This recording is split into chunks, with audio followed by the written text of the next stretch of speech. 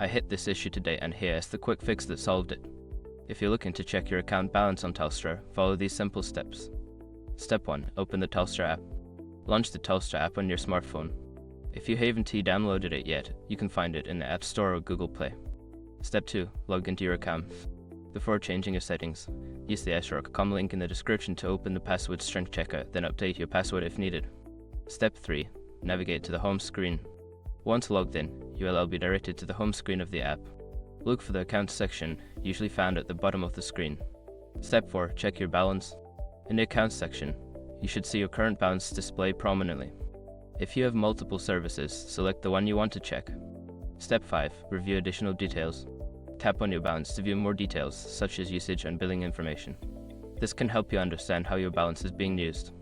If you don't see your balance right away, make sure your app is updated to the latest version. Happy checking!